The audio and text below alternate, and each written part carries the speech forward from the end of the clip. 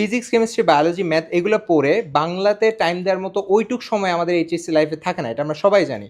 So সেজন্য আমাদের এমন কিছু দরকার যেটা ফুললি কম্প্যাক্ট। এখানে আমরা ব্যাকরণ খুব নির্দিষ্ট কিছু জিনিস পড়বো, এছাড়াও লিখিত অংশের জন্য আমার খুবই স্পেসিফিক কয়েকটা টপিক পড়তে হবে, যেটা দিয়ে আমরা মোটামুটি এইচএসসিতে বাংলাতে অ্যাপ্লাসটা কনফার্ম করতে পারবো।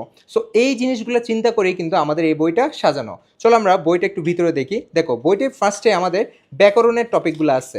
এখানে আমি প্রত্যয় বলি, বানান বলি, উপসর্গ বলি, যাই আছে না কেন সব কিছু কিন্তু এত বেশি কিছু নাই, জাস্ট হালকা পাতলা দেয়া আছে যতটুক তোমার এইচএসসির জন্য দরকার আছে। এরপর আসি, যদি আমরা আমাদের লিখিত পার্টে যাই, দেখো আমরা আমাদের লিখিত অংশে গেছি। এই লিখিত অংশে আমাদের প্রতিবেদন বলি বা আবেদনপত্র বলি, কিংবা আরও বিভিন্ন অংশ যেমন সারাংশ, সারমর্ম, এগুলো কোন কোনটা ইম্পর্ট্যান্ট, কিংবা আমি যদি বলি আবেদনপত্র কিভাবে লেখা লাগবে, প্রতিবেদন অ্যাকচুয়ালি লেখার ওয়েটা কীরকম, প্রত্যেকটা জিনিস কিন্তু এখানে দেয়া আছে। এবং লাস্টে তোমরা এখানে সাজেশন পাবা, যেখানে বেসিক্যালি আবেদনপত্র বা সারাংশ, সারমর্ম কিংবা যাই হোক না কেন লিখিত অংশের জন্য কী কী জিনিস পড়লে তোমরা অ্যাকচুয়ালি পরীক্ষায় কমন পেয়ে যাবা সেটা এখানে এনশিওর করা আছে। সো তোমরা চাইলেই কিন্তু আমাদের কমেন্টে কিংবা ডেসক্রিপশন বক্সে লিঙ্কে দেওয়া ডেমো কয়েকটা পেজ চেক করতে পারবা, অ্যান্ড চেক করে যদি তোমার ভালো লাগে দেন তুমি বইটা ইজিলি পারচেস করতে পারবা। সো সবাইকে ধন্যবাদ জানাচ্ছি। আসসালামু আলাইকুম।